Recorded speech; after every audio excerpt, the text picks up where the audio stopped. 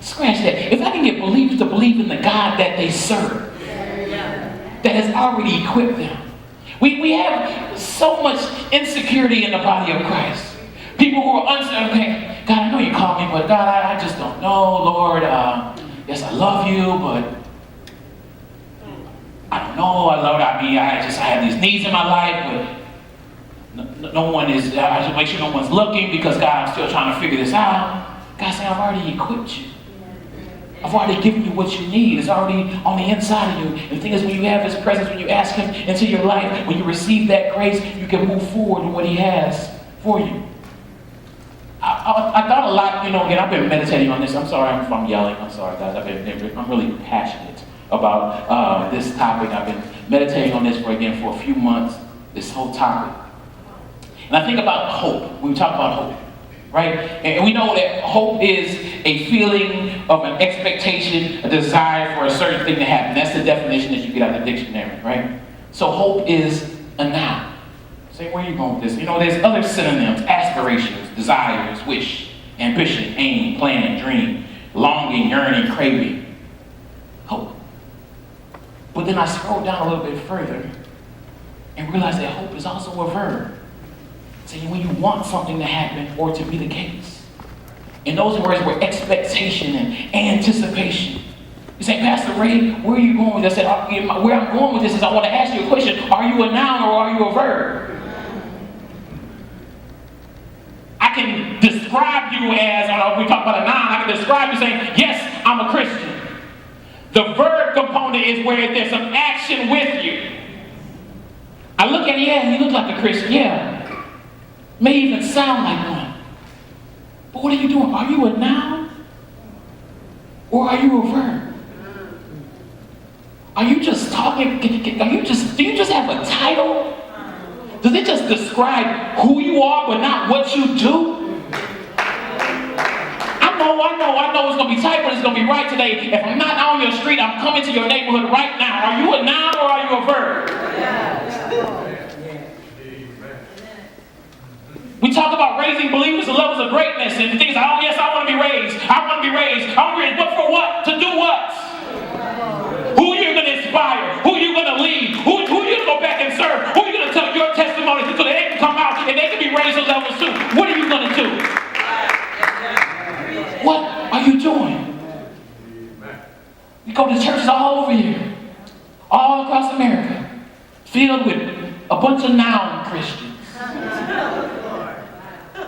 I said, I want to be a church of people who are moving. People always ask me, well, Pastor Ray, how did you come up with Hope Active? Because Hope Active is a verb. Like, you're going to see some movement because we're going to be out there doing things. I'm not just talking about, that's a great thing. Oh, yes, I run a nonprofit, and all that. And so we do great things. No, you actually will see movement. Momentum. God honors that. When you start moving forward in the things that He's called you to do, the grace that you've been equipped. Lord, I said, okay, God, you didn't give me this grace for me to sit down on, God. And so the reason why I step out on grace, because God said, okay, let me show you what it looks like when you trust me. Okay, God, I step out. Okay, now there's more favor, more grace, more mercy. I step out. Okay, God, there's more responsibility, God. I don't know what to do about this responsibility. God said, you're equipped. Step out. And watch Him do exploits. So are you a noun? Or are you a verb? Think about it. What are you doing?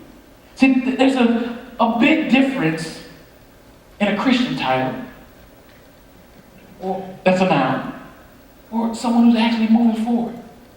2 Corinthians chapter 9, verse 8 says, and God is able to make all grace abound to you, so that always having all sufficiency in everything, you may have an abundance. We like to stop right there. Abundance. Yes, oh yes, Lord, yes. All grace abound to me. It says, for every good deed. Yes, sir.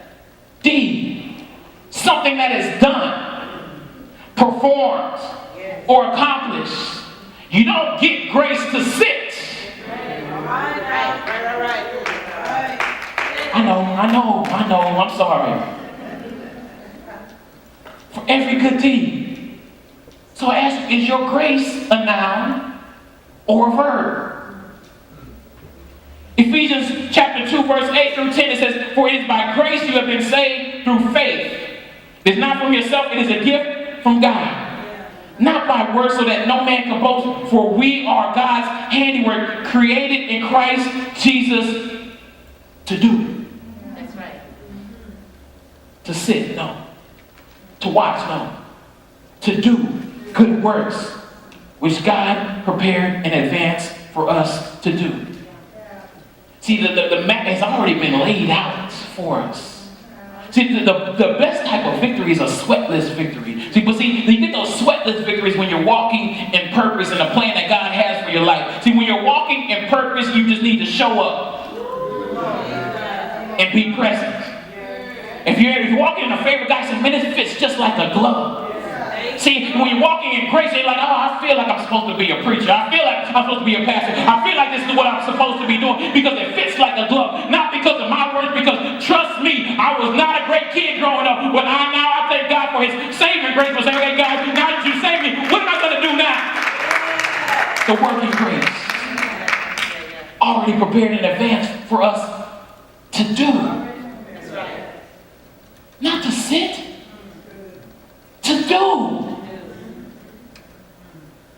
I make it hard, man. I'll tell you, no, not me. You can't just sit around, hang out with my dad and not do anything.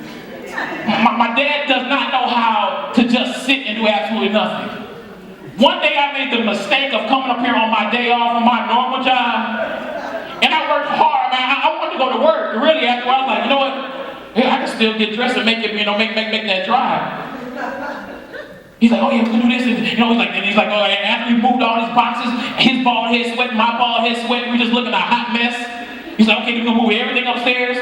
He's like, okay, what are you doing now? I said, I'm gonna take a break. No, let's go to Home Depot. We're gonna go buy these shelves. We're gonna put these shelves together. Okay, I'm like, all right. And then I'm thinking, all right, he's like, okay, then we're gonna load everything out to the shed. I was like, man, sit down. Sit down. Man. I got to work the next day. I'm like, they're like, oh, good to see you. I'm like, it's good to be seen. Like, I ain't going. Last time I take a day off and come up to this place. But I say that joking, but in all seriousness, there's always things that need to be done. And I ask myself, what are you doing? That's a question that only that you can answer.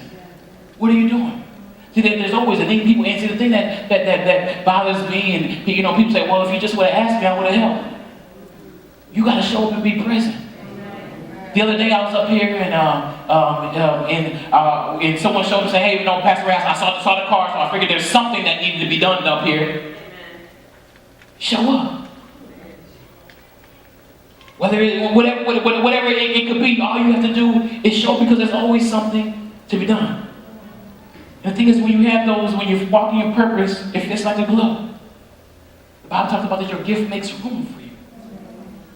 You say, oh, that's why it fits like a glove. That's why I feel like this is where I'm supposed to be. That's because the room has already been made for you. It's already been prepared in advance for you to do. So the first question is, what are you doing? The second question is, where are you going?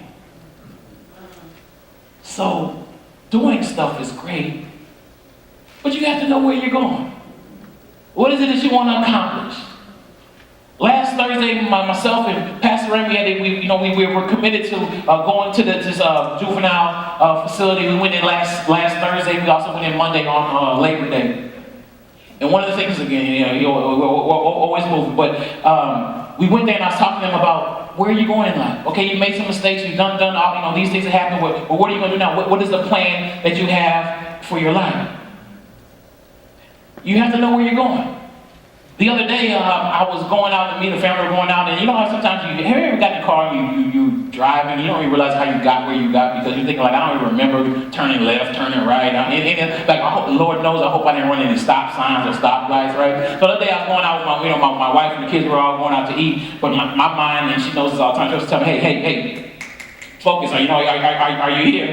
And I drove probably about 10 miles in the wrong direction. My wife being so sweet, she's just so sweet, she was like, Raymond? I was like, you couldn't say something at least 9 miles ago? Obviously, I don't know where I'm going. Love her. Yeah? But where are you going? You have to know, because if not, then we're going to possibly be like me, going in the wrong direction. So the thing is, I don't want to just coast through life. I want to be very intentional in everything that I do. Right? They talk about how the day that you were born and also the day that you die and all the, this. But what are you going to do right there in that middle portion? Before your sunset. What are you doing? Right? For the sake of time, but there's so many stories, stories in the Word of God where people wasted grace.